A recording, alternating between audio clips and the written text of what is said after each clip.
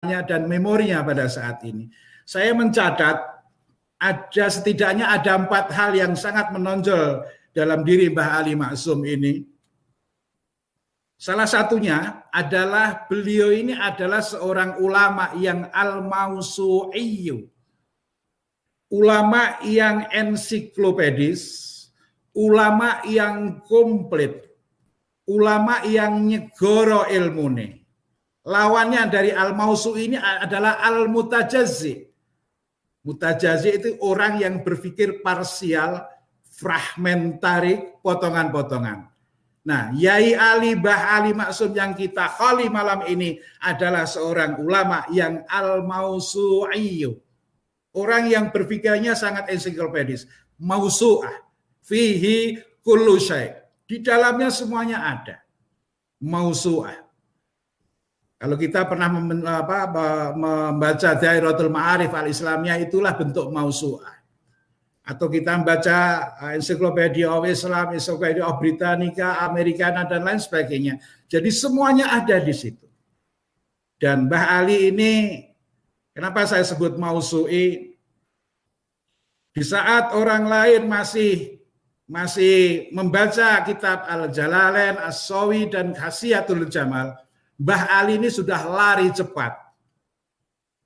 Sudah membaca Al-Jami' li Ahkamil Qur'annya Al-Qurtubi, Ahkamul Qur'annya Al-Harasi, Ahkamul Qur'annya Al-Jassas, Ahkamul Qur'annya Ibnu Arabi, dan lain sebagainya. Mbah Ali juga sudah melaju begitu jauh membaca kitab-kitab yang ketika itu dianggap tidak muktabar. Ketika pesantren masih tidak begitu akrab dengan karya-karya Ibnu Taimiyah, Mbah Ali ini sudah biasa membaca kitab Al-Aqidatul Wasithiyahnya Ibnu Taimiyah, yang di situ ada sebuah statement yang mengatakan wa min i'tiqadi ahli sunnah at-tasdiq bi karamatil auliya. Sebagian i'tiqad ahli sunnah adalah mempercayai keramat para wali. Mbah Ali juga sudah melaju begitu jauh, meninggalkan tradisi ketika itu dengan membaca Minhajus Sunnah An-Nabawiyah fi Naqdi ala Kalami Syiah wal Qadariyahnya Ibnu Taimiyah. Ini Mbah Ali. Saya sebut al-mausu'i karena Mbah Ali ini adalah bacaannya sangat banyak, semua kitab dibaca ala syattal madzhab, madhab apapun. Karena apa?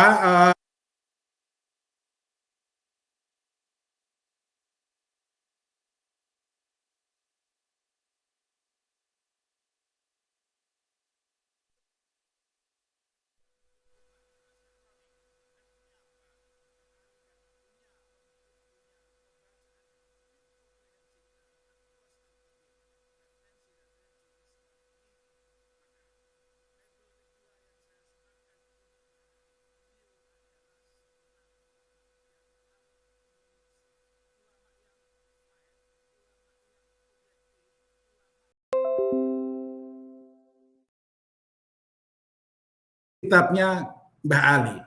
Dan kitab ini sekarang masih saya simpan di Seon, di Druwu, Jogja. Kitab ini kitab yang sangat antik, tapi saya bisa memetakan bahwa di saat orang-orang NU, pesantren, dan lain sebagainya sibuk dengan kitab Tafrijul Khatirnya Abdul Qadir Al-Jilani, Manaqibnya Syekh Abdul Qadir Al-Jilani, Mbah Ali ini sudah menyelesaikan kitabnya Syekh Abdul Qadir dalam bidang akidah, teologis, dan juga akhlak, yang namanya kitab tersebut adalah Al-Ghunyah li Talibil Haqqi Azza wa Jalla wa Syariah Al-Islamiyah. Kitab ini punya Mbah Ali. Mbah Ali ketika itu sudah merambah jauh ke sebuah kitabnya Syekh Abdul Qadir Al-Jilani yang namanya Diwan Syekh Abdul Qadir Al-Jilani, sebuah kitab tentang syair-syair yang indah itu. Jadi kenapa saya menyebut Mbah Ali ini Al-Munsif? Karena beliau ini wise, objektif, tidak kagetan, dan tidak mudah memberikan label kepada madhab-madhab yang lain. Jadi madhab apapun dibaca. Hatta Mbah Ali pada waktu itu mengatakan Muhammadiyah adalah juga ahlu sunnah jamaah. Karena apa? Diambil dari karya-karya Ibnu Taimiyah itu. Kemudian yang ketiga, catatan kami, Mbah Ali adalah seorang ulama yang al-mutawassit, moderat, al-mu'tadil, al-mutasamih, yang toleran. Ini yang sekarang sedang dikembangkan oleh Arab Saudi, oleh Sayyidus Sabab Muhammad Ibnu Salma Nabni Abdul Aziz. Jadi Salmannya Ghairu Munsharif. Sayyidus Sabab ini mengatakan kunna na'ud faqat ila ma kunna alaihi minal Islam al-wasati al-munfatih ala taqalidis su'ub wal alam. Kita akan kembali kepada Islam wasati, Islam yang bisa toleran, Islam yang bisa menerima semua tradisi, semua bangsa. Ini yang merupakan kebanggaan kita, sehingga di Saudi sekarang ini ada sebuah lembaga namanya Al-Iqtidal li Mukafahatil Fikri Al-Mutatarrif. Iqtidal untuk memerangi pemikiran-pemikiran ekstrim. Kemarin Prof. Kiai Mahfud MD, kita adakan pertemuan dengan lembaga Al-Iqtidal li Mukafahatil Fikri Al-Mutatarrif. Artinya kita bersama-sama bahwa politisasi agama, tasyis, an-nusus ad-diniyah harus kita reject. Politisasi, pembajakan terhadap teks-teks keagamaan harus kita hentikan. Itu yang ketiga, Kiai Ali adalah mutawassit. Yang keempat, catatan kami, Mbah Ali ini adalah seorang ulama, tidak hanya seorang al-muallim, guru, dengan teori nadhariyatul ma'rifahnya, epistemologinya, tapi beliau juga al-murabbi, pendidik. Artinya apa? Kami melihat langsung bahwa begitu dekatnya Mbah Ali dengan santri sampai tidak ada batas-batas. Sering nyambangin santri, canda dengan santri, foto rangkulan dengan santri. Artinya apa? Menurut kami Mbah Ali ini bukan tipologi kiai yang memakai religio feudalism. Feodal yang dibungkus dengan keagamaan, tapi seorang kiai yang upholding Islam as religion of equality, penegasan agama sebagai agama persamaan. Sangat akrab dengan santri-santrinya, dengan Fadoli, dengan Mas Faisal, dengan kawan-kawan saya yang ada di Ngerabyak sana.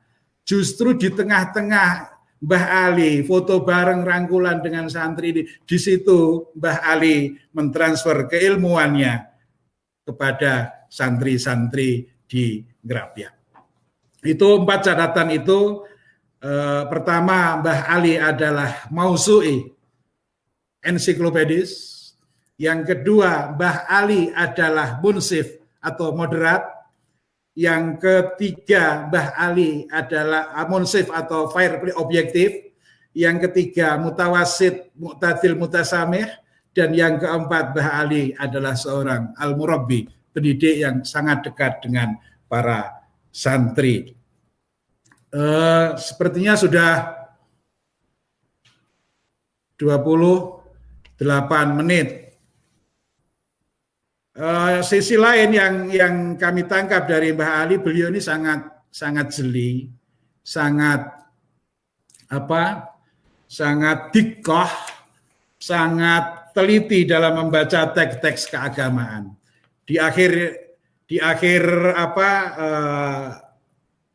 bukan tausiah, sambutan mewakili Ahlul Bait, saya akan sampaikan bahwa saya kepingin sedikit menyucup, mengambil ilmunya Mbah Ali, yaitu ilmu ketelitian,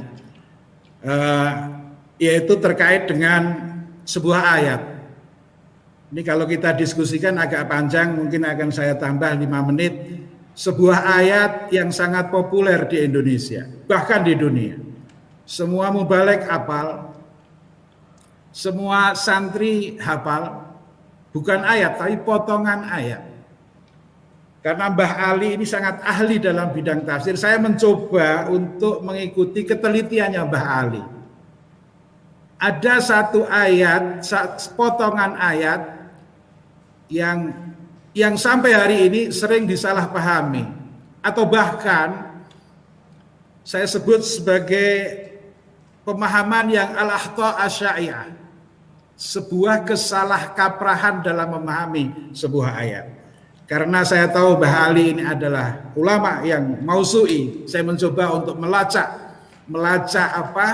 penafsiran ayat ini dan menemukan sebuah bukti bahwa ada potongan ayat yang sampai sekarang kita melakukan kesalahan kolektif, ketidaktepatan kolektif, yaitu ayat, saya yakin hafal semua, yaitu innallaha la yughayyiru ma biqaumin hatta yughayyiru ma bi anfusihim. Ayat ini sering diterjemahkan.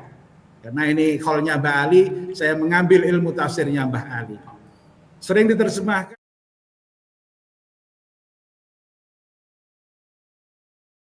nasibnya sendiri. Nampaknya setelah saya adakan pelacakan dari semua sumber, mulai tafsir-tafsir yang ra'yi, tafsir-tafsir maksur, tafsir salaf dan kholaf, ternyata ada kesalahan penafsiran atau kesalahan memahami huruf ma mausul yang ada dalam ayat tersebut. Innallaha la yughayyiru ma biqaumin. Ar-Razi mengatakan ma yang pertama itu beda dengan ma yang kedua. Artinya sebenarnya ayat ini tidak terkait masalah takdir, tapi masalah terhadap ayat la in syakartum la azidannakum. Ayat ini sering diterjemahkan dengan terjemahan Allah tidak akan merubah nasib sebuah kaum sehingga kaum itu merubah nasibnya sendiri.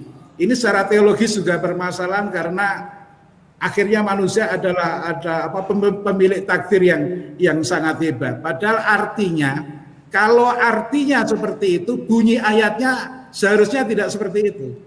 Kalau artinya seperti itu, ini saya pakai ilmunya Kiai Ali, ayatnya akan berbunyi innallaha la yughayyiru ma biqaumin hatta yughayyiru ganti dengan dhamir bi anfusihim. Cukup diganti dengan dhamir. Tapi dalam ayat Al-Qur'an, potongan ayat Al-Qur'an ini ternyata ma itu disebut dua kali, ma biqaumin dan ma bi anfusihim.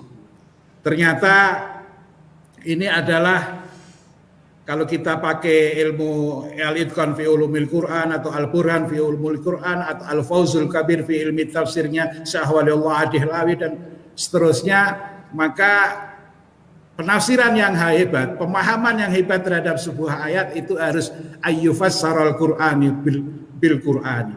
Ayat ini harus dibawa kepada ayat yang lain. Karena ada ayat lain yang mengatakan dzalika bi anna Allah lam yakum mughayyiran nikmatan an'amaha ala qaumin hatta yughayyiru ma bi anfusihim. Artinya sebenarnya ayat yang kita pahami, yang semua orang hafal dan kita kemudian terjebak pada al-akhta' asy-sya'i'ah, kesalahan-kesalahan yang populer ini, ternyata maknanya bukan seperti itu.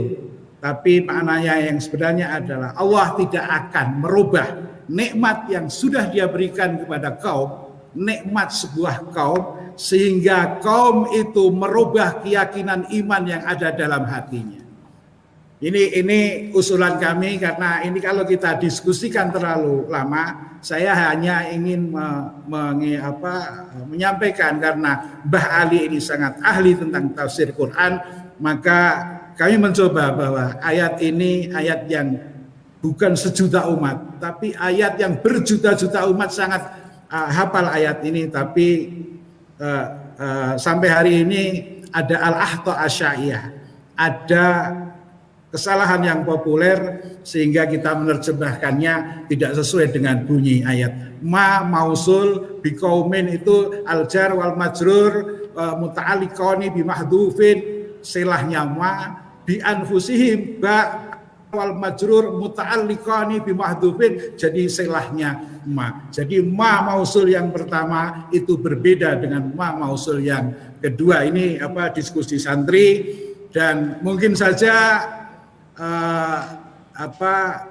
penafsiran itu ra'yuna shawabun yahtamilul khata'a wa ra'yu ghairina khata'un yahtamilus shawaba.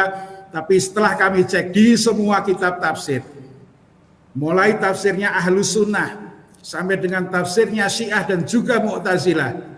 Yang Syiah adalah Toba-Tobai, yang Mu'tazilah Al-Kasyaf, dan juga Tanzihul Quran Anil Mata'in, semuanya hampir sepakat bahwa ma dalam innallaha la yughayyiru ma biqaumin, ma yang pertama itu berbeda dengan ma yang kedua, sehingga penerjemahan Allah tidak akan merubah nasib sebuah kaum sehingga kaum itu merubah nasibnya sendiri adalah termasuk ketidaktepatan kita dalam memahami susunan ayat-ayat itu.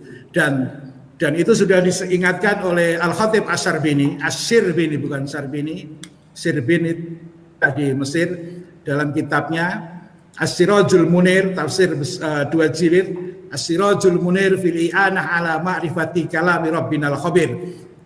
Khatib Syarbini ini yang mengarang kitab Iqna, Khatib Syarbini ini yang mengarang kitab Mughnil Muhtad, sarahnya kitab Al-Minhaj. Tapi dia juga pengarang kitab tafsir yaitu As-Sirajul Munir. Dia juga mengatakan bahwa pemaknaan potongan ayat innallaha la yughayyiru ma biqaumin, bahwa Allah tidak akan merubah nikmat sebuah kaum sehingga kaum itu merubah keyakinan teologis yang ada dalam dirinya.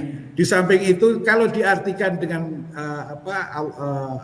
dengan penerjemahan yang konvensional yang sudah masyhurun alal alsinah, yang mustafidun alal alsinah, yang sudah populer tersebut, maka potongan innallaha la yughayyiru ma biqaumin sebenarnya tidak lepas dari ayat pertama, yaitu lahu muaqibatum dan yang potongan yang kedua di situ juga nggak nyambung. Ini mungkin yang bisa saya sampaikan. Saya hanya ingin mengambil sedikit saja dari samudra ilmunya Mbah Ali Maksum dalam bidang tafsir, untuk kita harus melakukan otokritik. Kalau mungkin penafsiran ini dan penerjemahan yang sekian lama masyhur ini tidak tepat, maka mungkin harus ada koreksi-koreksi otokritik.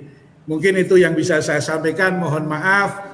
Salam kangen untuk keluarga Ngrapia, salam kangen untuk semuanya, untuk Iftirodin, untuk para habaib, karena duriannya Mbak Masum ini sebenarnya boleh dipanggil dengan Habib, cuman karena ketawaduan tidak pernah memakai nama Habib di depannya.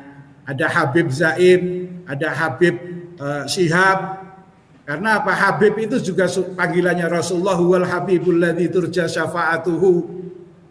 Ada lagi antal Habibul ladzi turja syafa'atuhu. Jadi karena Ngrapia ini orang-orang alim yang penuh ketawaduan, tidak mau memakai label-label yang kadang menjadi religio feudalism, karena santri-santri Ngrapia semuanya pada hafal tawadhu takun kan najmi la khalinadirin fi sabahatil ma'i wa huwa rafi'u wala takun kaddukhani ya'lu bi nafsihi fi tabaqatil jawi wa huwa wadi'u. Syair ini enggak perlu saya terjemahkan karena para iftiradiyat, para virtualiyat sudah sangat hafal dengan syair ini. Sekali lagi, Mbah Ali adalah ulama yang mausu'i, yang munsif, yang mutawassit, dan juga murabbi. Semoga kami yang di Riyadh yang sekarang lagi kena lockdown sudah seminggu ini, Riyadh ada man'ud dukhul dan man'ul khuruj. Enggak boleh dukhul dan juga tidak boleh khuruj. Semua penerbangan ke arah Riyadh ditutup karena ada jaihah virus corona al-jadidah. Wa akhiru da'wana alhamdulillahirabbil alamin. Wallahul hadi ila sawa'is sabil, wallahul muwaffiq ila aqwamit thariq. Wassalamualaikum warahmatullahi wabarakatuh.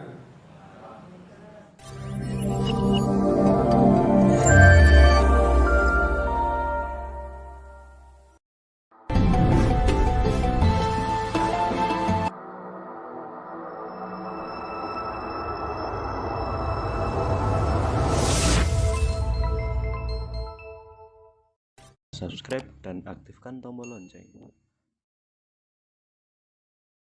Semua yang berbahagia.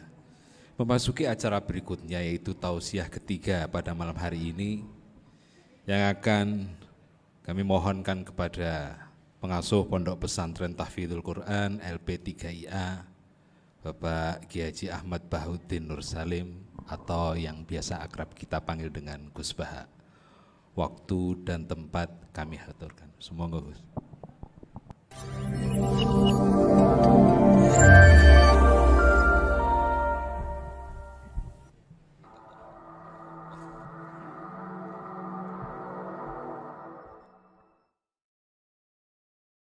Warahmatullahi wabarakatuh. Bismillahirrahmanirrahim. Alhamdulillahirabbil alamin. Wassalatu wassalamu ala asyrafil mursalin sayyidina Maulana Muhammadin wa ala alihi washabbihi asma'in amma ba'du. Ingkang sangat kula hormati Kiai Haji Atabik Ali dan keluarga, Kiai Haji Jirjis dan keluarga, wonten pernah Mbah kula sedanten, wonten Mbah Nafis, wonten Mbah Ida sedanten kang kula hormati. Duka mbah niku celukan wau Gus Zofur tasarruf dipanggil adik. Kula niki tasarruf. Kula niki termasuk Bani Umar, terus kula kepanggih Bani Mbah Maksum teng Mbah Abdul Aziz. Terus Mbah Nuriyah niku Mbah Mas Furiyah, terus dugi Mbah Abdul Aziz. Kula niku mbah kandung kula Fatimah binti Idrus bin Umar. Mbah Umar niku garwane namine Maimunah binti Abdul Aziz. Terus kula yang teng mriki paling dekat kalian Lek Hindun, Mbah Hindun. Iki sami-sami putu Mbah Umar. Nggih kalian rileks kula badhe nerusaken cerita Gus Zofur, cerita Mas Maftuh, dan saya tidak akan gojlok karena beliau sudah punya tawaduk, sekarang sudah membaik. Karena saya juga heran kok beliau kelihatan pinter begitu malam ini itu. Saya pernah dijazahi bapak, kata bapak gini, "Hak, kon kudu terkenal ngalim, ora usah terkenal wali," kata beliau. Kenapa Pak? Wong nak terkenal alim itu bisa baca Wahab Muhadzab, itu sing hasud sinau itu ya bagus karena ada kompetisi. Yang mengidolakan terus belajar halal haram itu juga bagus. Tapi nak terkenal wali tok itu kadang orang sowan nggo gula njuk donga, dadi rodok-rodok masalah. Makanya saya pernah matur sama Lek Hindun, Mbah itu Mbah Idris itu, saya kalau muji Mbah Hamid Pasuruan mesti al-alim dulu. Karena itu kenangan saya, beliau itu orang alim, bisa baca Jamul Jawamek, bisa sampai ketika di Termas juga beliau diberi gelar Sohibu Jamil Jawamek. Jadi saya teruskan cerita Gus Zofur. Dulu yang di Termas termasuk mbah saya, terus Mbah Ali, Gus Habib, sama Gus Muhammad. Terus dulu Mbah Munawir hubungannya dengan Kiai Mahfud Termas, dititipi Gus Muhammad, kemudian diajak ke sini. Karena Mbah Munawir orang Quran, singkat cerita Gus Muhammad ini menjadi alim dan hafal Quran. Terus jadi menantunya orang Betengan, terus punya anak Gus Harir, sekarang Gus Muham. Sehingga ini dzurriyyatan ba'duha min ba'd.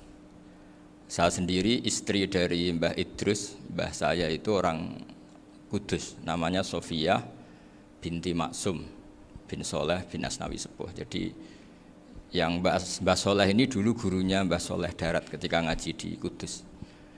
Sehingga silsilah ini harus kita jaga supaya kita punya tradisi yang benar. Saya tidak akan bosan-bosan belajar kitabnya Mbah Ali tentang Hujjatul Ahli Sunnah. Memang benar-benar belajar, artinya saya nikmati.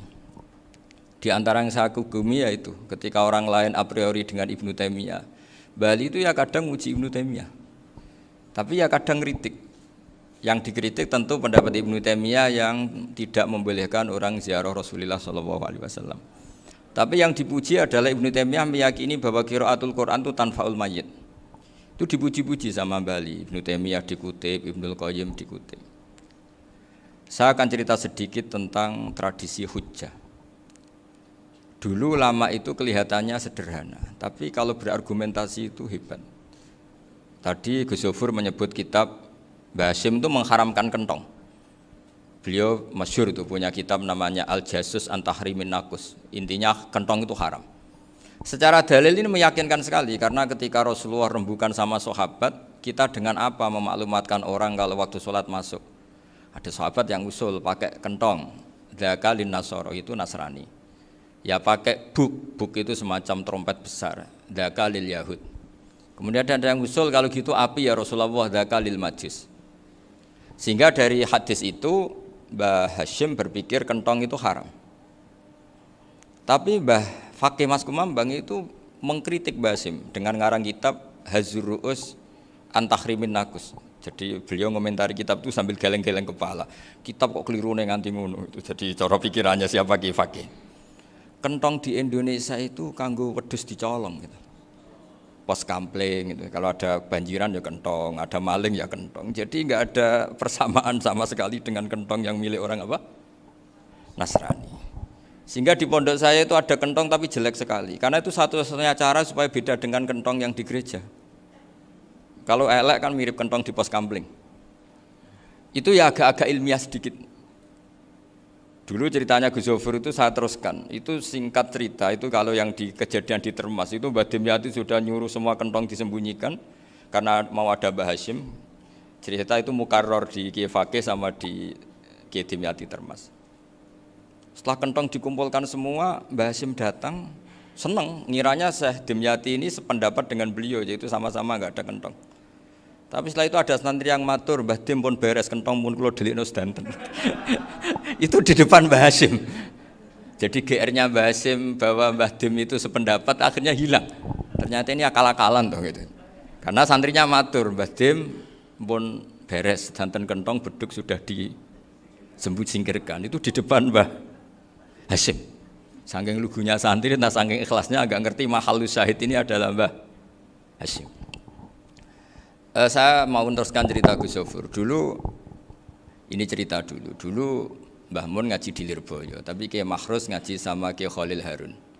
Kiai Khalil Harun itu adik juga sekaligus muridnya Mbah Umar Harun. Mbah Umar Harun itu generasi kedua setelah Mbah Ghazali. Beliau menantunya Mbah Ghazali, tapi ya sudah ponaan. Sehingga tradisi ini penting karena saya berkali-kali bilang di mana-mana. Status orang tua dan mbah itu adalah terserah anak cucunya. Bukan terserah mbahnya, tapi terserah anak cucunya. Saya tidak akan bosan mengingatkan ini. Saya pernah di makamnya Nabi Yakub, itu ya dikemuli bendera Israel. Di makamnya Nabi Dawud. Nabi Ibrahim juga dekat sinagog. Sehingga Quran membela Nabi Ibrahim disebut maka anak Ibrahimu Yahudi wala Nasrani. Karena ketika beliau berposisi di Israel, kemudian penguasanya adalah Yahudi, bisa saja makam ini ditulisi dan distatuskan ala Yahudi. Ya seperti Nabi Yakub. Nabi Yakub itu nabi yang kita yakin tentu berkeyakinan beliau orang baik, orang muslim, orang mukmin, tapi karena di desain mereka ya dikemuli bendera Israel dan disebut Abul Yahud. Karena kita tahu nama lain dari anaknya Nabi Yakub adalah Yahuda bin Yakub bin Ishak bin Ibrahim. Sehingga perasaannya orang Yahudi menjadi Yahudi itu yang ngikuti mbah-mbahnya. Nah khawatir saya ketika buyut-buyut kita kaya, buyut saya itu orang kaya dulu, namanya Badur Rahman. Itu kaya sekali, tanahnya banyak. Dulu cerita Mbah Hashim ya kaya sekali, Mbah Maksum juga kaya, Mbah Abdul Aziz juga kaya. Karena dulu itu inginnya kiai itu yo ketok sugih lah, gak ngel-ngelo santri. Tapi nanti kalau cucu-cucunya sudah ndak alim, itu tidak dianggap punya tanah itu karena untuk fasilitas santri. Aku tak kedonyan, mbah-mbahku ya kedonyan. Buktinya tanah ombo. Gitu. Karena dia akan menafsiri sesuai cara berpikir. Makanya sanad keilmuan yang diceritakan Gus Zofur itu harus diulang-ulang. Kalau nggak diulang-ulang, maka kita akan berpikir sendiri untuk menafsirkan masyayikhon al-kiram atau ajdadan al-kiram. Nah, ini yang bahaya, yang sering Quran mengingatkan. Jadi ada status yang disematkan oleh anak cucu kayak orang Yahuda tadi, Yahuda bin Yakub bin Ishak bin Ibrahim itu menstatuskan mbah-mbahnya yang bernama Ibrahim itu Yahudi. Sampai Quran sendiri yang bela maka anak Ibrahimu Yahudi wala Nasrani. Karena secara geografis sekarang Ibrahim di Israel dan otoritas itu juga milik mereka, sehingga mereka bisa masang-masang atribut yang menunjukkan kalau itu Yahudi. Beberapa al-alim al-alamah yang minnah itu sudah wafat dan kadang-kadang dzurriahnya itu tidak kita. Kalau sekarang orang bahasakan kubu sebelah. Akhirnya ya nggak boleh dikholi, nggak boleh diziarah. Terus seakan-akan Yaqtaduna bi ra'yi, seakan-akan mereka berpendapat dengan pendapat Syekh ini padahal tidak. Nah, sehingga tradisi ketersambungan sanad tadi baik secara genetik atau secara asbab itu harus terjaga. Saya beberapa kali banyaklah sering diceritain Mbah Mun. Dulu Mbah Munawir ini cerita ya, Mbah Munawir itu saking senenge kitab, ben santri ini iso ngaji kitab. Itu kalau ada alumni Lirboyo, alim disuruh baca muin di sini itu Mbah Munawir ikut. Saking ingin tasjeknya, ingin ngajari santri bahwa ngapal Quran udah hafal tok, tapi yo paham. Dan penggalinya Mbah Munawir itu sampai klimaknya dulu Mbah Zaini itu nate nikah sama Nyai Komariah kalau nggak salah, binti Karim, binti Manap. Punya putra Gus Habib, Gus Toha yang diantara putrinya dinikahi Gus Rozin ini. Terus akhirnya kesampaian juga ketika Mbah Munawir punya mantu alim alamah namanya Mbah Ali Maksum, angsal Nyai Hasyimah. Sampai Pondok Kramcak ma'ruf bil ilmi, terutama ilmu sorof dulu karena Mbah Maksum itu komplain, fa'ala ya fulu kok terus fa'lan ya fa'ala ya fulu ya uf'ul gitu kan. Masuk fi'il kok jejer isim gitu. Jadi dulu kata Mbah Mun itu ada persaingan ilmu sorof, sorofnya Mbah Maksum Ali Kuaron sama Mbah Ali Maksum Jogja. Jadi wali antok yang satu Maksum Ali Kuaron, yang satu Ali Maksum. Jadi itu dulu saingan ngarang sorof. Nah ini yang menang siapa? Ya terserah duriannya. Kalau duriannya keren ya menang karena terserah yang kampanye. Saya bayangkan adekan Mbah Zubair tidak punya anak sealim Mbah Mun, mungkin kalau Mbah Zubair juga tidak sewow kalau punya putra Mbah Mun. Karena saya berkali-kali bilang kalau dalam syair Arab itu kama takarroma, kadang dilafatkan kama tasyarrofa bi Muhammadin adnanu. Orang berpikir Adnan itu siapa? Itu karena ada Nabi Muhammad SAW. Orang mencari-cari Mbah Mun itu mencari Mbah Zubair karena ada Mbah Mun. Orang mencari Mbah Dahlan karena ada Mbah Zubair. Wong kok alime ngono iku bapake sapa? Wong kok alime ngono iku putune sapa? Tapi kalau kita ini sudah ndak alim, ini orang sudah enggak tertarik nyari-nyari leluhurnya karena dianggap selesai. Jadi yang dengan tanda kutip yang menghabisi mbah-mbahnya itu ya mesti cucunya itu.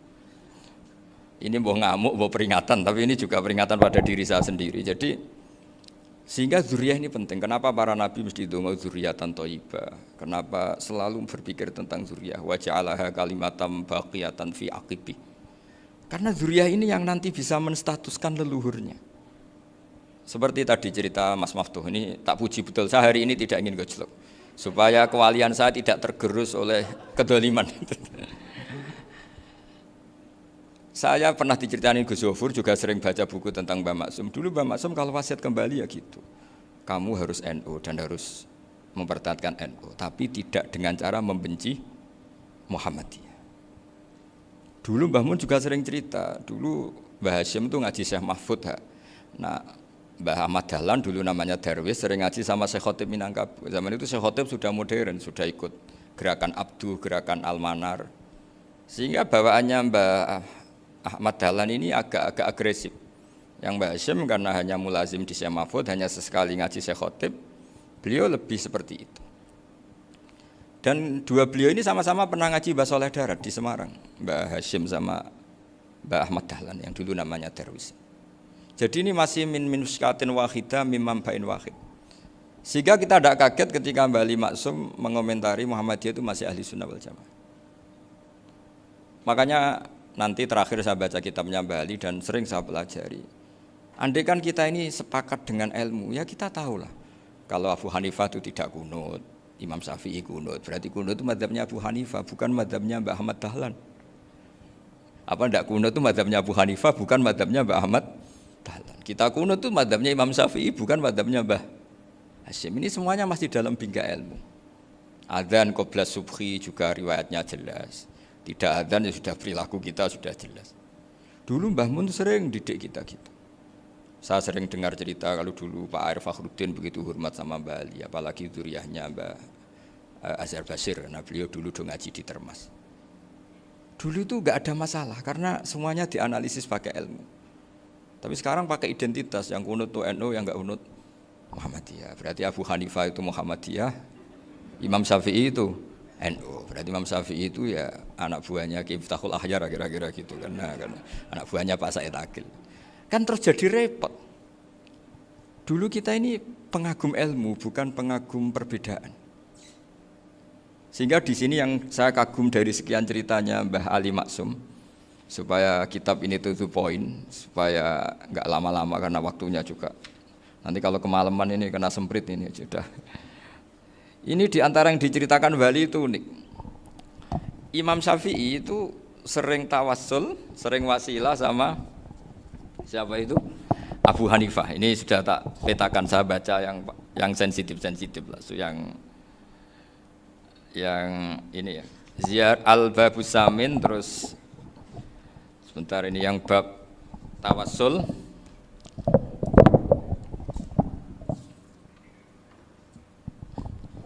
Ini halaman 90, mungkin santri-santri Kerapjak bisa ngecek lagi di kitab Hujjatu Ahli Sunnah. Ketika cerita tawassul, di antara yang diceritakan Bali Maksum adalah perilaku ya, bukan sekedar statement tapi apa? Perilaku. Perilakunya Imam Syafi'i atau ahwalnya kalau bahasa halusnya, yang selalu ke makamnya Abu Hanifah untuk tawassul. Padahal Imam Syafi'i itu orang yang secara ilmu sering kritik Abu Hanifah. Jadi ini saya baca ini di halaman 100, jadi tawassul mulai halaman 9 berapa ini sampai halaman ini yang qala sami'tu Syafi'iyya yaqul inni la atabarraku bi Abi Hanifah wa aji'u ila qabri fi kulli yaumin zairan fa idza uridat li hajatun shallaitu rak'atain, halaman 100, waji'tu wa sa'altu wa ta'ala al-hajat indahu fama tab'udu anni hatta tuqda. Kanal Imam Syafi'i ayyama huwa bi Baghdad yatawassalu bil Imam Abi Hanifah yaji'u ila dorihi fayusallimu alaihi wa yatawassalu ila Allah bihi fi qada'i hajati. Terus wa yatawassalu Imam Ahmad bi Imamina Syafi'i.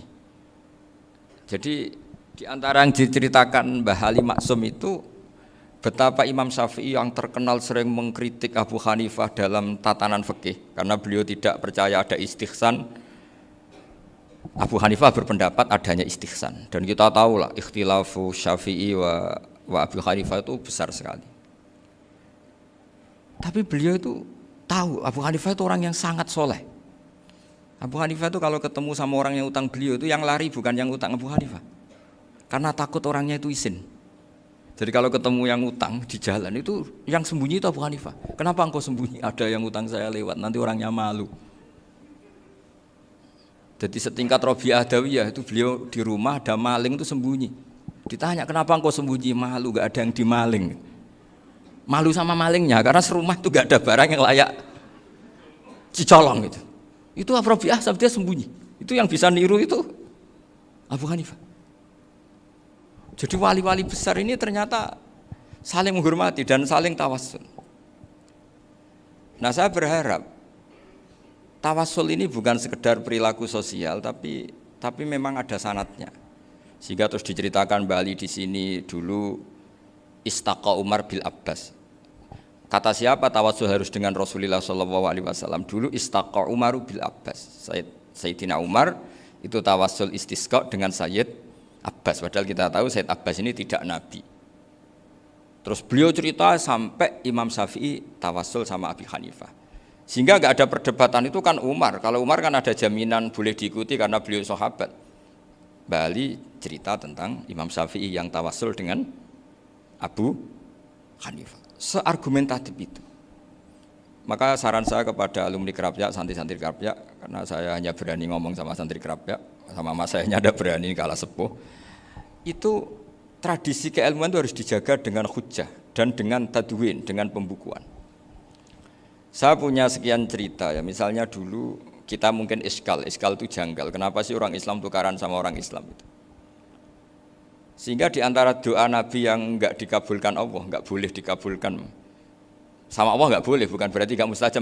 Redaksinya famana aniha, memang enggak boleh. Redaksinya bukan falam yastajib lahu tapi famana aniha.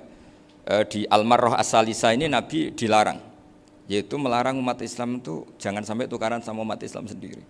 Itu kata Allah, ya enggak bisa kata Allah, kalau itu enggak saya kabulkan. Itu dulu guru-guru kita nyontohkan sederhana. Kira-kira kalau saya tukaran wek Gus Zofuru, mbah mun luwih ikhlas timbang ditukari wong liya. Nakno kakak ditabuk adik, wong tua luwih ikhlas timbang ditabuk tangga.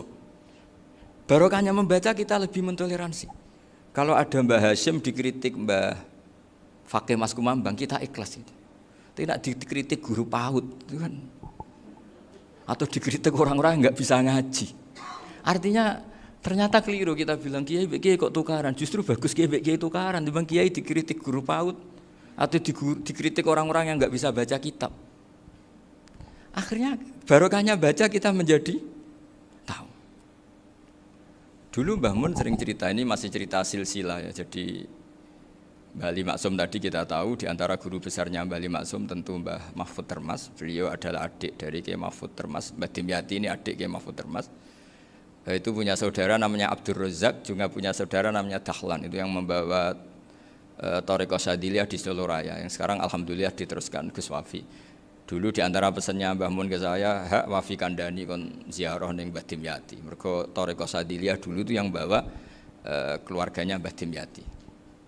Jadi semuanya ini masih dzurriyyatan ba'duha min ba'd. Nah, pesan saya karena tadi Mbah Munawir yang termasuk orang pertama yang bawa Quran, bawa qiraah sab'ah. Kenapa saya bilang termasuk? Karena kalau bilang paling yang pertama ini nanti butuh data. Dan itu agak kerepotan. Tapi yang jelas mimman istahara lah. Mimman istahara yang membawa sab'ah ke sini itu adalah Mbah Munawir. Terus beliau ngajarkan diantaranya ke Mbak Arwani pakai kitab Satibi, pakai kitab Nazmus Satibi. Terus Nazmus Satibi itu diteruskan oleh Mbak Arwani, ditulis. Yang nulis dulu Mbah Dola Salam. Bapak saya itu murid Mbah Dola. Dulu Mbah Dola sebelum ke Mbak Arwani ngaji sama Ki Said di Sampang. Bapak saya sebelum ngaji di Mbah Dola sudah hafal Quran lewat buyut saya sendiri namanya Ki Zubaidi. Yang Ki Zubaidi akhirnya jadi menantunya Mbah Ahmad Su'eb.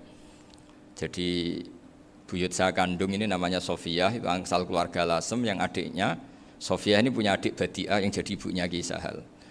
Terus Ki Sahal punya Mbak Yu namanya Muzayanah, punya di garwa Ki Mansur punya anak Gus Qayyum. Jadi dulu ibu saya, ibunya Gus Sofur, ibunya Pak Maftu itu semuanya di Lasem. Karena saya dari keluarga Gen ya Lasem, dari keluarga sanad guru ya Lasem. Tapi Lasem Bahdawi itu dulu ngajinya di Mbah Umar Harun di Sarang. Mbah Umar Harun ini menangi Sayyid Ahmad Zaini Dahlan. Sayyid Zaini Ahmad Zaini Dahlan ini punya cucu keempat yang hidup di Sedan, terus makamnya di Lasem, namanya Habib Haidar, itu yang nulis biografinya Mbah Maksum.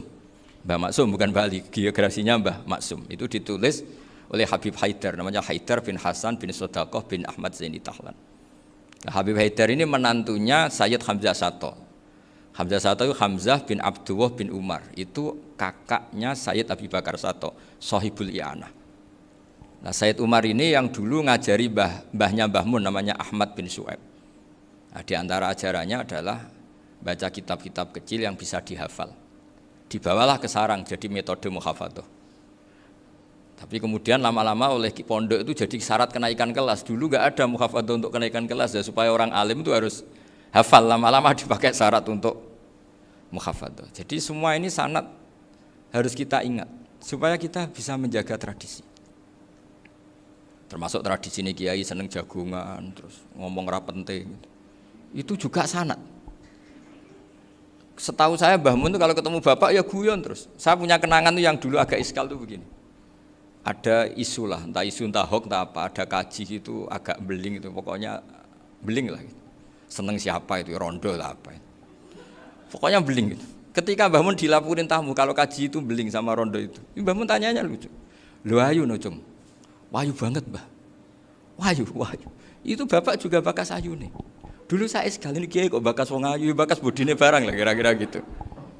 Tapi setelah saya tambah alim, tambah ngerti itu, kata bapak gini, ya apik bakas ayu hak, timbang ngiyakno malah qadzaf. Ternyata seni. Sekali Mbah Mun atau bapak bilang, kaji kok zina, kaji, maka larinya ke qadzaf. Maka menghindari bahasa menuduh, ngomong yang enggak penting. Lho ayu no. Jadi kiai dulu tuh orang sok suci tapi menghindari hal-hal yang jadi punya seni untuk ngelola kehidupan. Orang bermalam-malam jagungan sama teman asik itu kan perlawanan terhadap nafsu kita, syahwat kita untuk mungkin nikmati dugem di bar atau di tempat-tempat maksiat. Itu setan di Indonesia tuh kakuati sama Ki Jawa. Orang supaya nggak tertarik maksiat itu Ki Jawa cukup ketemu kancane masak terong guyon, gejolok-gejolokan zaman mondok, sewengi lulus sangka maksiat. Bar wis tutup. Perlawanannya sederhana, nggak pakai tahajud, nggak pakai wiridan. Karena Ki Jawa juga koyoke rapati potongan ahli ibadah gitu. Jagungan gitu. Jadi setahu saya itu pernah lihat Bali itu sekali ketika beliau ngisi ceramah di Mbah Hamid Bedowi. Saya masih kecil diajak bapak. Dulu kalau bapak ngelihat Bali sama Mbah Hamid itu mesti nangis. Karena dua orang alim bertemu. Yang akhirnya ya bisanan itu. Mbah Hamid punya anak Gus Nasih, di sini ada Mbah Nafisa, terus jadi Mbak Salih Hindun itu. Jadi dulu itu ya guyon terus ketika ketemu. Itu yang sering bodoni Mbah Hamid itu ya Ki Bisri. Ki Bisri itu kalau datang ke Ki Hamid Pasuruan, nak wali tenan aku teko ditatak nomangan. Jadi ukurannya ya. Ternyata sampai sana dikeimangan tenan. Masih belum mengakui, kan nak wali tenan aku iki kiai rung di mobil, dongakno aku di mobil. Sudah kalah satu seri itu masih gak terima. Lalu itu Mbah Hamid akhirnya berdoa, ayo monggo, mugi-mugi Ki Bisri gak ada mobil. Itu setelah didoain masih tanya, mereknya apa merek? Jadi itu Mbah Hamid jawab, ya paling Holden itu. Nah, paling Holden. Itu nyari mobil itu ya adalah dapatnya Holden. Suatu saat Mbah Bisri diundang Mbah Hamid gak dikasih bisaro. Karena utangnya sudah banyak Mbah Hamid. Mbah Bisri ini utang doa tadi. Itu ya gak dikasih bisaro. Ya gak mau kesang apa-apa kelambimu kayak aku. Didol sama muhibbinya Mbah Hamid. Itu harganya melebihi jatah bisaro. Ketemu Mbah Hamid, Kang, susu Kang, mergo. Jadi dulu itu rileks, makanya ini yang diceritakan ke Zofur. Sebetulnya kalau kiai-kiai itu bersanat itu ya rileks, hidupnya itu rileks. Karena rileks ini perlawanan terhadap kemungkaran. Saya dulu musyawarah sering sama Gus Zofur usul fikih. Itu jelas di antara yang ditulis Lubil Usul itu. Ya kita tahu tadi misalnya sanad usul fikih, Mbah Ber itu sangat al-usuli Kiai Zubair Dahlan, abahnya Mbah Mun. Punya murid diantaranya Kiai Sahal. Kiai Sahal punya karangan Thariqatul Husul fi Syarhi Lubil Usul. Itu Thariqatul Husul itu beliau ngendikan dalam mukaddimah bahwa saya bisa mensarah ini berdasar ngaji maknani sama Mbah Zubair. Terus beliau mengutip sarah itu dari kitab Nailul Ma'mul. Beliau ngendikan binus khotin khotiyah ghairi matbu'ah. Dan itu ditemukan di Kiai Mansur di Lasem. Karena Kiai Mansur iparnya Mbah Sahal. Mansur bin Khalil itu diantara katibnya Syekh Mahfud. Jadi semuanya ini sambung. Mbah Ber, saking ahli usul fikihnya, kalau ngajar usul fikih itu kalau guyon, takriran saya ini lebih memahamkan ketimbang sarah. Ya sudah, terus Mbah Zubair, Kiai Fakih, terus Syekh Mahfud. Di sini Syekh Mahfud termasuk orang yang dekat Mbah Munawir sampai putrane Mbah Mahfud, namanya Gus Muhammad, dibawa Mbah Munawir, kemudian mondok di Termas diantaranya, terus dinikah jadi menantunya kalau nggak salah Haji Taslim di Betengan, kemudian sekarang juriannya Mbah Mahfud di Betengan. Ini nggak boleh hilang secara seperti itu. Diantara di usul fikih diterangkan ketika diantara 5 hukum itu ada yang bernama mubah. Mubah itu boleh dilakukan, boleh ditinggalkan, dan kalau dilakukan ya tidak berpahala, tidak disiksa. Itu ada ulama yang protes nggak bisa seperti itu. Ithma min mubahin ila wa tahaqqaqu bihi tarku haramimma. Fail zamu minas sukun tarkul qatli wa minas sukut tarkul qadaf. Tidak bisa, mubah itu tidak ada. Kalau kiai jagungan semalaman, itu Allah ngitungnya itu hada taroka dugem, wa hada taroka delok dangdut, wa hada taroka kada wa kada. Oh, itu luar biasa. Dan kita ngikuti yang seperti itu saja. Gak usah tahajud, gak usah witir telulas kaya ora kuat timbang gremeng wis. Sewengi jagungan, setan ngenteni kita tergoda maksiat, ternyata maksiatnya sampai tutup, kiainya masih apa? Jagungan. Jadi jagungan saja ada ilmunya, bahwa itu perlawanan terhadap tarkul ma'asi. Sehingga bagaimana Anda katakan mubah ini mubah, toh gunanya adalah tarkul haram.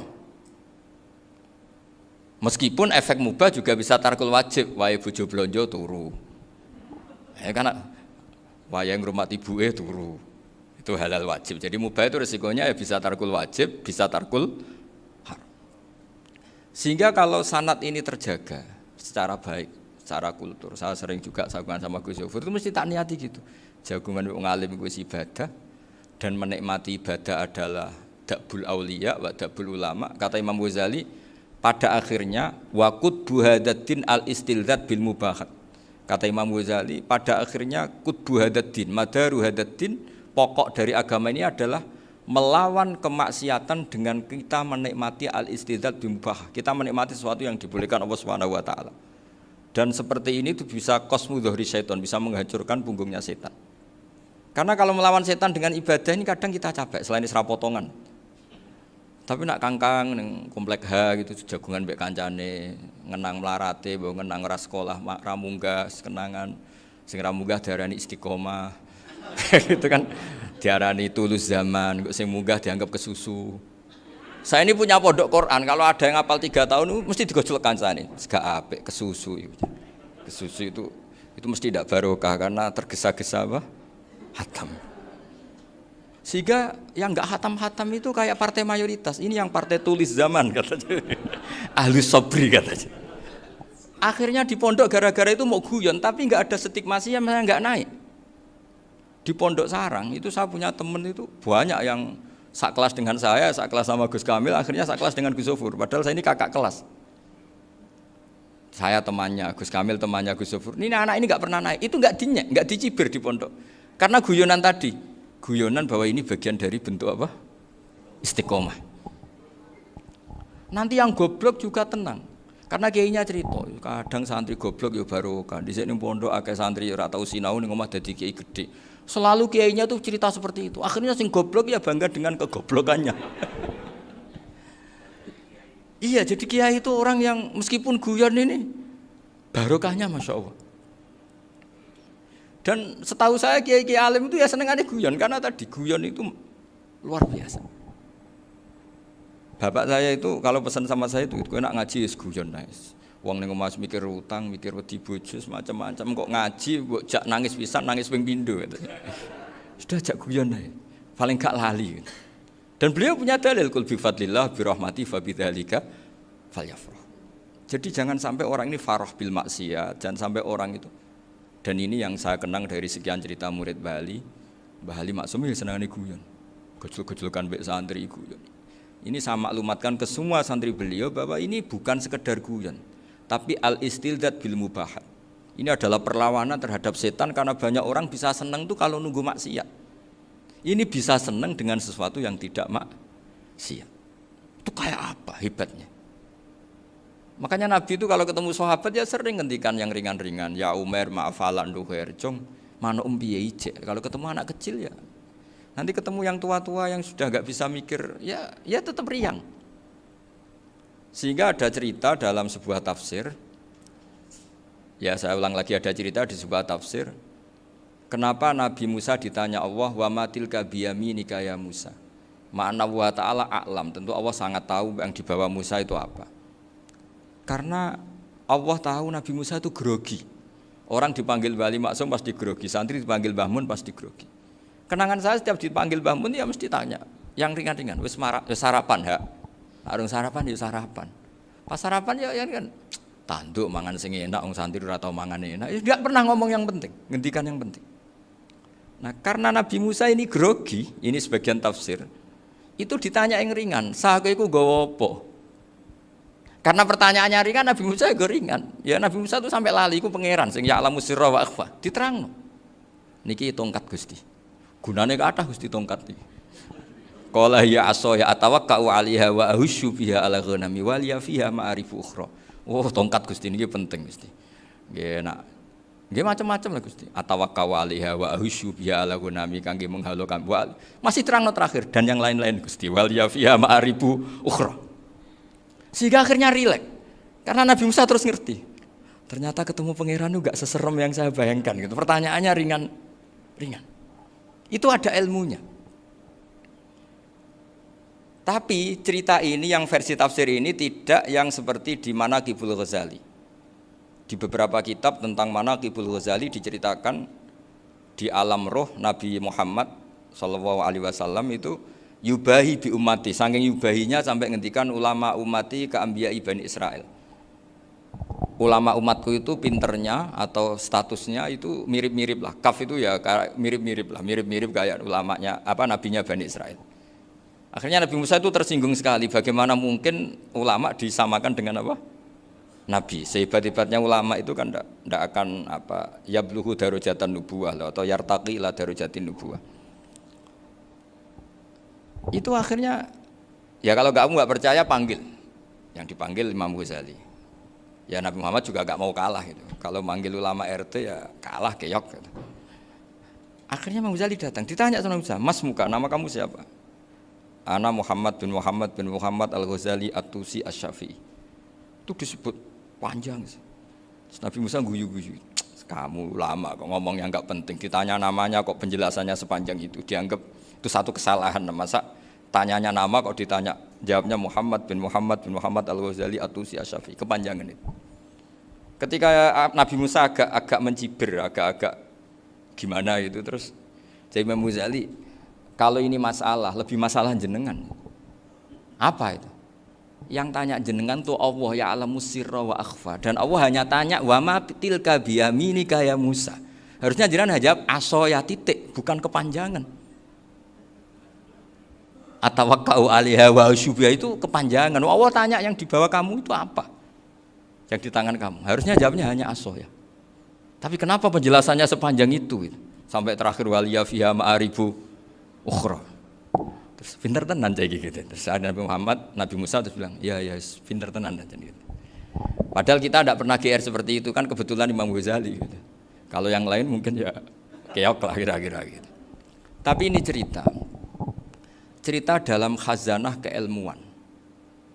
Benar yang dikatakan Gus Zofur. Saya termasuk orang yang pernah mondok Lirboyo Pasanan. Jadi setelah saya disuruh nemani Gus Kamil, tahun berikutnya Gus jenengan disuruh. Pokoknya anakku mbah sak wulan lah kudu tahu mondok Lirboyo. Piye aku tahu ngaji Wakarim. Terus yang disuruh mbaturi Gus Kamil itu saya. Jadi saya pernah 1 bulan tuh di Lirboyo. Karena saya ini santri beling ya, kontraknya pokoknya penting ziarah Bakarim. Biasanya nggak pernah ngaji ya, pokoknya gerbar ngisa. Ziarah ya sudah. Ngaji subuh ingat saya sama Gus Imam. Itu dari 17 hari ingat saya ngaji 2 kali. Tapi kalau ziarah ke Bakarim sudah lupa jumlahnya karena memang kontraknya disuruh ziarah. Sampai seperti itu. Dan saking senengnya bangun sama Bakarim saya masih ingat. Ngamplopi salam template itu masih ingat untuk Gus Anwar, untuk Gus Imam, untuk Gus Kafabi, termasuk untuk Gus Maksum. Itu malam-malam saya dijak ngamplopin. Zaman itu saya masih ingat selawewu. Zaman itu kos 1 bulan itu 13.000. Jadi kira-kira kalau 25.000 itu untuk kos 2 bulan. Jadi saya krusnya itu pakai kos. Saya masih ingat Mondok Sarang itu kos 1 bulan 13.000. Berarti kira-kira 500.000 itu di amplopin sendiri sama Bangun. Ini untuk Gus War, ini untuk Gus Imam, ini untuk Gus. Padahal Gus Imam ini mondoknya sudah di Mbah Mun. Itu Mbah Mun hormatnya sampai untuk jatah salam template. Nah yang ribet kebalikannya, kita pulang Gus Imam karena melihat Gus Kamil ini putrane Mbah Mun, Gus Kamil disangoni.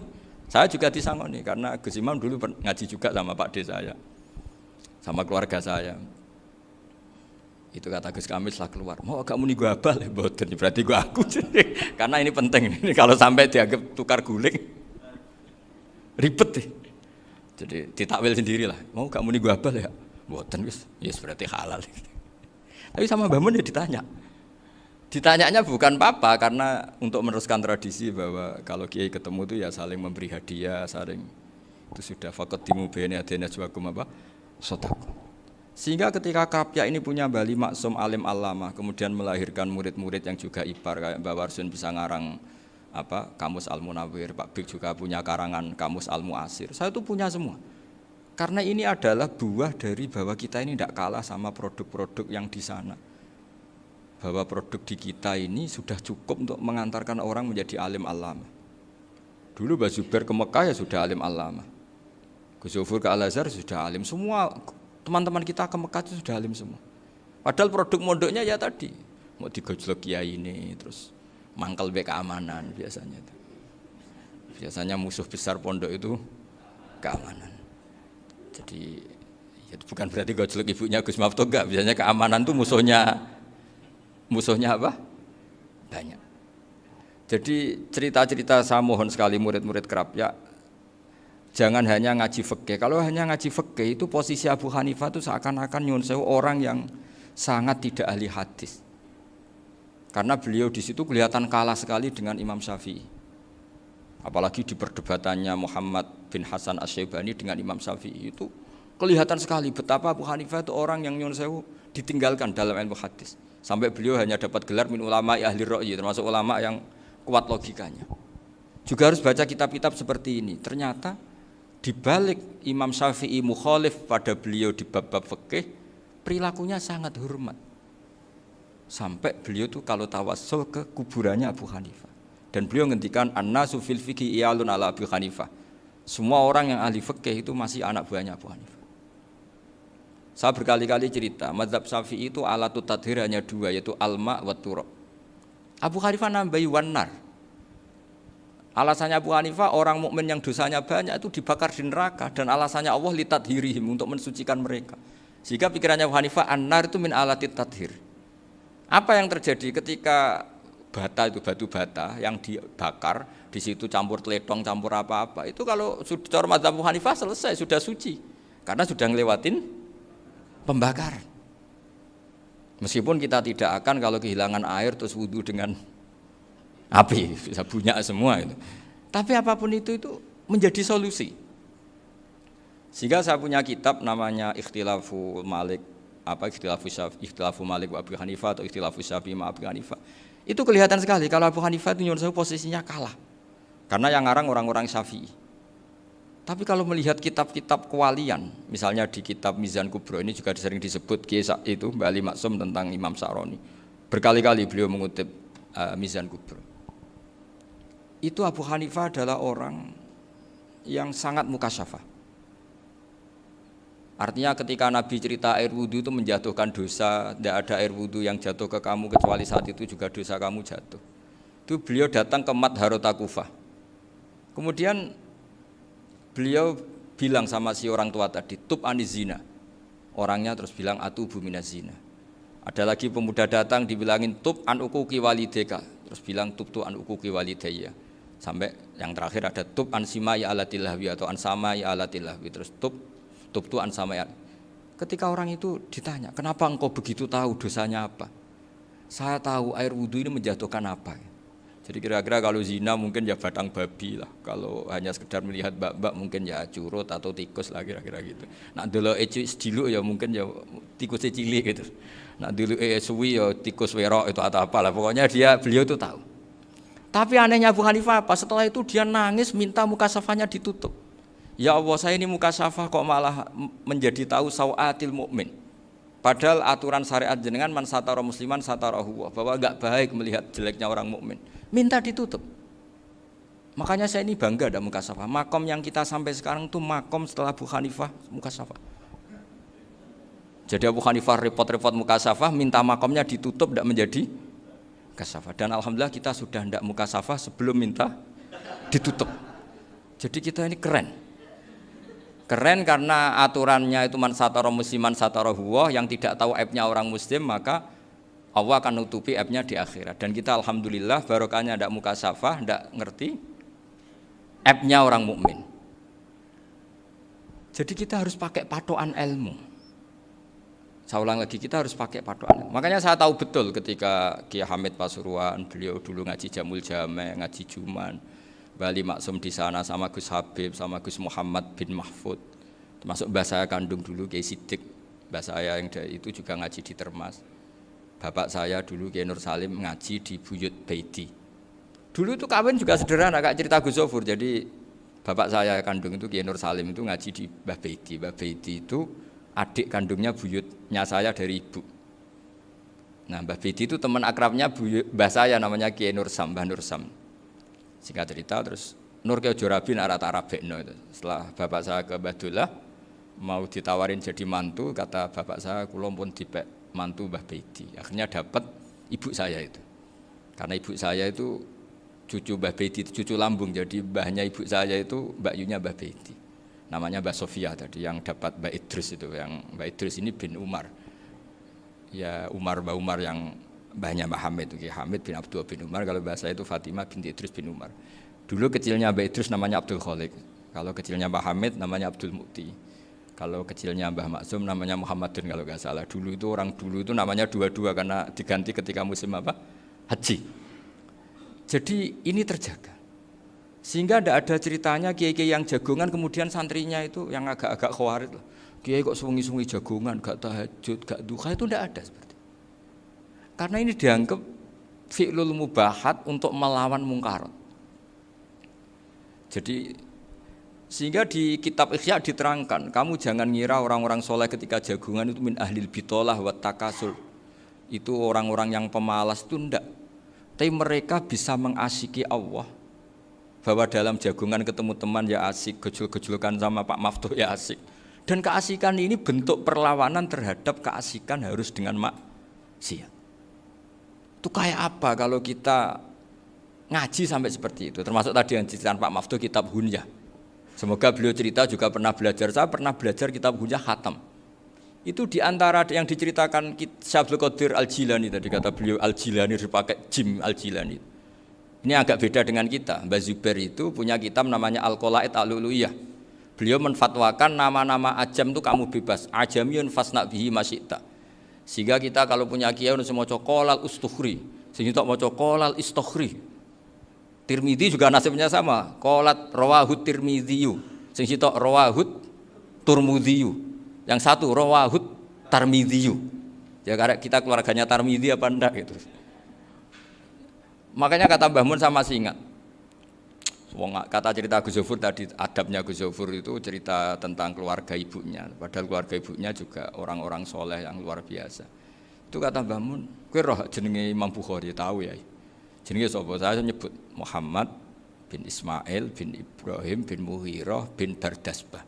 Lah iya Bardasbah mbok waca Bardisbah yo. Lah cara kene mbok Parmin mbok Parlan. Jadi Bardisbah mbok Bardasbah iku cara kene yo Parmin mbok. Iku rak Mbah Fadl Senori, dadi kabeh diwaca Arab. Jenenge Mbah Umar Harun. Dhisik ya wong sarang, Mbah Harun, Mbah Kirun ya ora roh, wong dhisik ya wong kuno. Jadi kalau versi Mbah Fadl, termasuk yang pertama bikin nasab Mbah Maksum itu tulisannya Mbah Fadl yang dikutip Habib Haidar tadi. Ya saya seperti Gus Zofur juga mencari-cari hubungan ulama-ulama di Jawa. Itu Mbah Mun kalau bicara mbahku ono sing jenenge Kiai Serut. Kalau ditulisannya Mbah Fadl itu Sarof. Jadi Mbah Fadl itu fanatik orang-orang alim itu ditulis Arab, kalau Mbah Mun itu Jawa. Dulu itu ada wali seto di daerah saya. Dulu orang ya janggal, ternyata ada sato itu kesamaan di Arabnya itu. Sato. Sehingga kiai-kiai itu ada fanatik Tirmidzi, Turmudi, Tarmidi, Jilani, Jailani karena ajamiyun fasna bihi Masyita. Jadi kalau nama-nama ajam semonggo lah baca sekenanya sementing. Cuma mungkin tahqiqnya benar Pak Maftuh tadi memang di Mu'jamul Buldan itu Al-Jilani bikasri jim ya sudah kita baca Al-Jilani. Sebab itu kayak Pondok Pelosok Lirboyo itu menurut saya bagus. Orang itu maknani betul sama gurunya. Kalau sarang enggak. Kalau Pondok Lirboyo, pondok yang tadi ternyata keluarga Mbah Munawir sini pernah bisanan yaitu Mbah Zaini. Pernah nikah sama Nyai Komariah ya kalau nggak salah, punya putra Gus Habib ya, Pak Toha dan sebagainya. Itu betapa hubungan pondok Quran sama pondok kitab dulu itu nggak pernah terputus. Bapak saya selapal Quran itu dulu ngaji Mbah Zubair. Jadi bapak saya sering ngutip mu'en apa, padahal bapak saya itu terkenal tuh, beliau cita-citanya itu saya ingin hafal Quran kayak hafal Fatihah. Beliau itu sampai sepulahnya sekali. Karena beliau inginnya hafal Quran kayak hafal Fatihah. Termasuk murid terbaiknya Mbah Dullah bapak saya. Itu ya ngaji kitab. Sehingga kata Mbah Mun, jadi Mbah Munawir de mantu Bali Maksum, itu ya sudah dipenggali. Sudah dipenggali dituruti pangeran. Lahirlah seorang Bali Maksum yang membawa. Jadi dulu itu ya Gus Muhammad yang ngaji di Termas, nanti Mbak Arwani sebelum ngaji di sini ngaji di Tebu Ireng. Sehingga Mbak Arwani bisa ngarang kitab. Beliau ngarang kitab tentang Sab'ah. Faidul Barokat namanya. Ya nulisnya ya fasih ya. Saya punya tulisan tangannya Mbak Arwani itu banyak. Saya juga punya tulisan tangannya Mbak Hasyim Asy'ari ketika nyurati buyut saya yang di Damaran itu pakai bahasa Arab. Jadi dulu itu Mbah Ali Maksum juga sama. Surat-suratannya dulu sama tokoh-tokoh Muhammadiyah ya bahasa Arab. Nah ini harus kita dengar dari abna, dari bahwa Mbah Maksum kemarin yang diceritakan Gus Zofur di Khol Mbah Maksum, kowe kudu belo NU, kudu tetep NU, tapi bukan dengan cara membenci Muhammadiyah. Tadi Pak Maftuh menguatkan sanad itu dari Pak Atabik bahwa Muhammadiyah termasuk ahli sunnah wal jamaah. Karena sama-sama tidak sabus sahabat, sama-sama ikromus sahabat dan sama-sama bermadzhab. Nah soal akhirnya ada beberapa yang rapati seneng ngaji, ini yang agak ribet. Tapi kamu tidak usah ngeritik Muhammadiyah agak seneng ngaji, kayaknya juga sama, kita nggak seneng ngaji juga banyak itu. Jadi kalau ngeritiknya masalah itu kan kita ya agak-agak sama. Ya jadi ternyata di sini, terus ini yang terakhir supaya nggak lama-lama, Bali juga punya sisi keras sekali. Jadi dalam hal-hal yang khas, ini di halaman 87, itu keras sekali. Beliau ngendikan, wahal bi jununun hatta usdira amri lil mu'minin alla yazuru rasulahum. Jadi ketika saya tadi sudah bilang bahwa beliau sering muji Ibnu Taimiyah dalam banyak hal, tapi dalam banyak hal juga beliau mengkritik Ibnu Taimiyah ketika menafsirkan la tusaddur rihal illa ila salasati masajid. Kemudian Ibnu Taimiyah tidak mentasrekkan, tidak mensunatkan ziarah kubur Rasulullah sallallahu alaihi wasallam. Beliau mengkritik. Dan cara mengkritik adalah ngendikan ulaikal ladzina yuriduna ayyahulu bainahu sallallahu alaihi wasallam wa baina ummatihi fi nakhiyatin. Itu adalah orang-orang yang ingin membuat batas antara Nabi dan umatnya. Saya termasuk terinspirasi makalah Bali ini adalah bagaimana Anda mengkafirkan orang Islam berdasar qala Rasulullah sallallahu alaihi wasallam. Wan nabiyyu asyaddun nasi syafaqatan li ummati. Wan nabiyyu akhrasun nas, orang yang paling serius supaya umatnya ini selamat. Kemudian Anda dengan hadisnya Nabi mentafrik bainahu wa baina ummati berdasar dawuh Kanjeng Nabi. Cek mentalani. Makanya saya itu enggak pernah keras di bab ini. Misalnya nyuwun sewu ada santri sarang yang nakal. Itu saya tidak berani komentar karena saya tahu Mbah Mun itu sangat mencintai santrinya meskipun yang nakal. Saya melihat sendiri, bukan jari ada santri yang cara pelaturan pondok itu diboyong karena nakal. Itu Mbah Mun ngendikan begini, ya cung yo ke diboyong itu cara aturan pondok. Nah aturannya pangeran ngger kowe tobat dadi wong apik ya dadi wong saleh. Ya kowe kudu tetep sering rene, tetep santri kudu dunya akhirat. Soal pondok ya ben ana aturan, ben menjen kowe nakal nemen ya diboyong, tapi kowe tetep wong apik. Jadi karena kita tidak mungkin mentafrik bainahu wa baina talamidhi. Kita tidak mungkin mentafrik baina nabi wa baina ummati karena nabi adalah apa? Asyaddun nasi syafaqatan li ummati. Sampai saking sayangnya nabi itu ngendikan syafaati li ahlil kabair min ummati. Lho koyo apa baiknya nabi? Ora melok nakal, ora melok maksiat, tapi melok nanggung swargane. Iku waktu gali sampean wis kowe utang gak apa-apa, bangkrut gak apa-apa, sing nyaur bapak. Gua sampean ngono top tenan. Anake yo ngawur tenan maksudnya itu, tapi top tenan. Lah nabi ku umate sing dosa iku umate, nabi sing nyuwun sewu cara Jawane sing kangelan nyafaati. Karena nabi gak boleh dipisahkan dengan umatnya. Makanya kata Bali Maksum, ulaikal ladzina yuriduna ayyahulu bainan nabi wa baina ummati. Itu mereka adalah orang yang ingin memisahkan nabi dengan umatnya. Masa kita ngafirkan umatnya nabi berdasar dawuh nabi? Itu kan sama, saya benci santri Anwar berdasar dawuh Mbah Mun, padahal orang tahu semua begitu sayangnya Mbah Mun terhadap santrinya. Sama juga kamu benci santrinya Bali Maksum berdasar dawuh Bali, padahal beliau sangat mencintai santrinya. Nah kultur-kultur seperti ini tidak boleh hilang.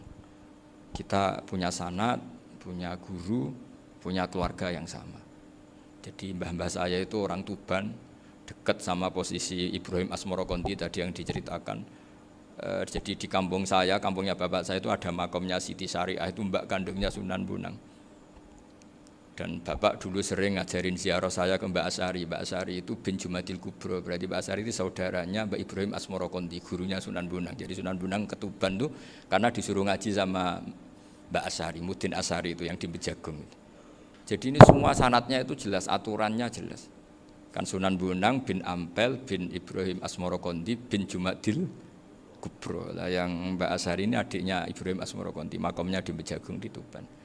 Dulu Sunan Bonang sebelum ngaji kemana-mana ngaji di Bejagung itu di Mbak Asyari itu. Terus kemudian Sunan Bonang hidup di Lasem, di Pasujudan di Lasem, makanya Lasem banyak orang alim karena ya dulu Sunan Bonang itu di antara aktivitasnya itu di Pasujudan di Lasem itu. wafatnya kila di Bonang, kemudian mau dibawa orang Madura ke Madura, terus diambil Mbak Asyari, pernah mbahnya karena Muammar Mbak Asyari, terus dimakamkan di Bonang. Jadi cara berpikir Mbah Ali ini menginspirasi saya. Kita tidak boleh mengkafirkan umatnya Nabi berdasar dawai Nabi.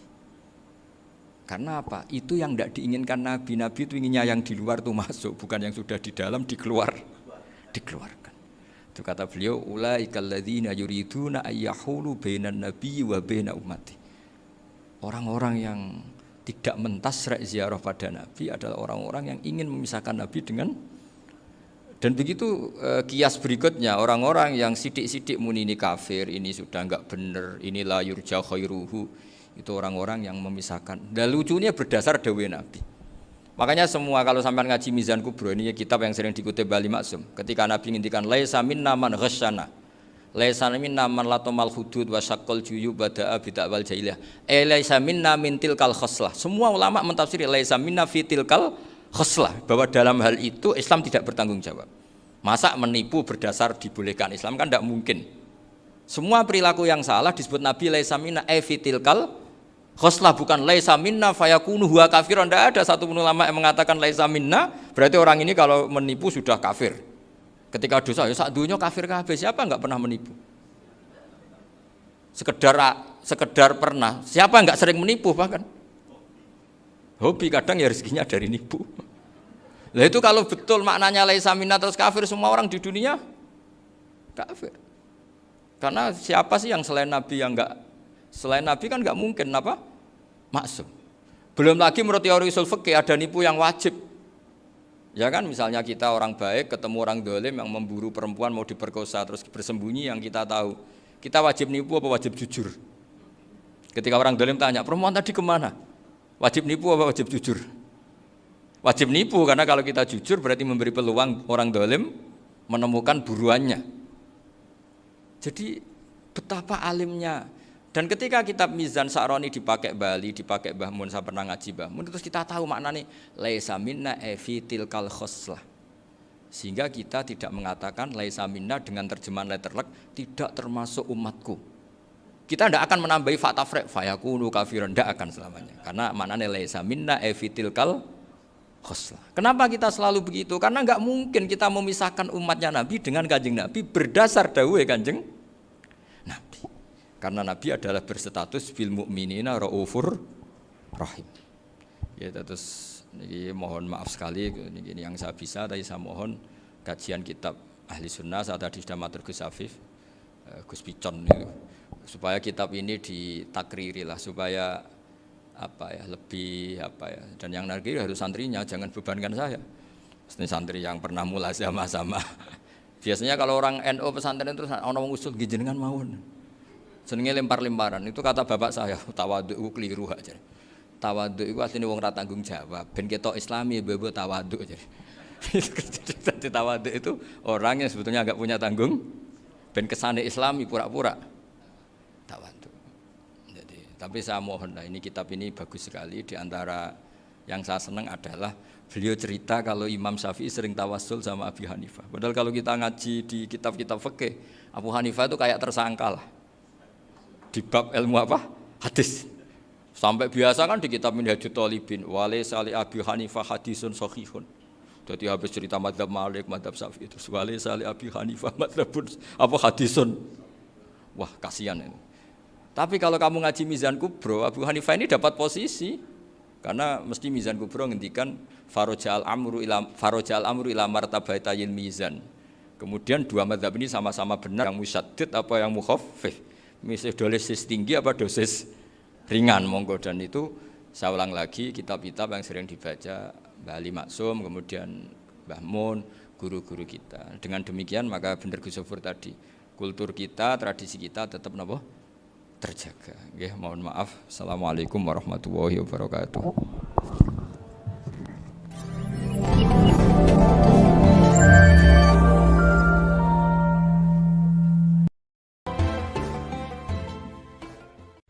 Agar terus mendapatkan pemberitahuan video baru, silakan